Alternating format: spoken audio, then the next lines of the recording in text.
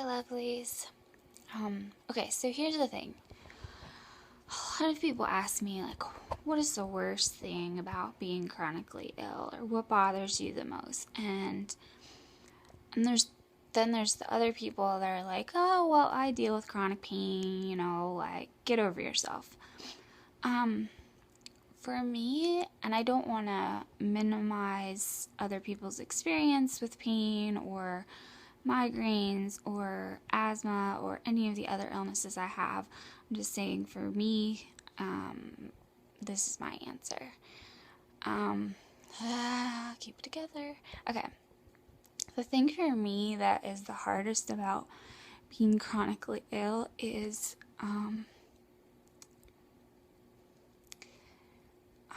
the isolation. And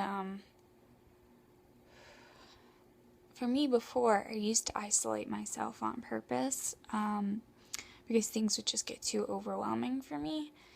But the isolation now is from being sick. And I know most everybody can understand that when they're sick, they don't want to be alone. Like, not necessarily in the sense of, like, want people sitting there watching them throw up if they have the stomach flu, but, like, just someone to call and say, like, hey, are you okay? Do you need anything? So as I'm going through this really long flare, it just is really scary to think about the future and being lonely.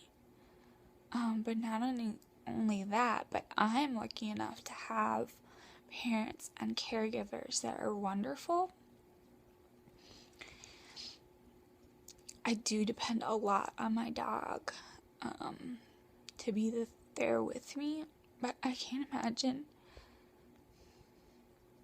what I would do without them. And I know a lot of people have to deal with that, and my heart goes out to you.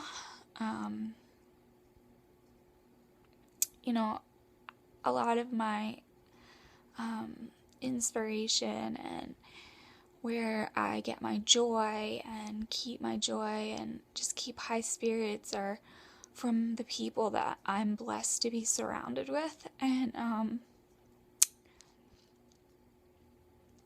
that's really hard when my number one thing is to be a good friend, to be a good daughter.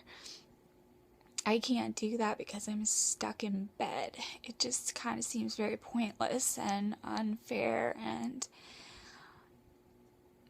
you just have to stick through it, and you have to keep going, and you have to believe that at some point it's going to end, that there will be a cure or something will relieve you and make your quality of life better. It's not about pain. I can deal with pain. I could deal with pain every day of my life. I could deal with extreme pain. So your body's made for it. It adapts to those situations. But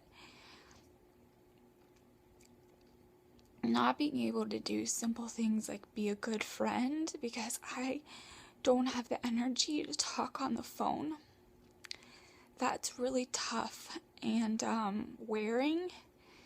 And when you have a really long flare and you're stuck in bed, you're stuck not doing anything besides staring at the ceiling and trying to eat, and maybe, if you're lucky, getting a bath. It's really hard to think about your future and the kind of person that you are now.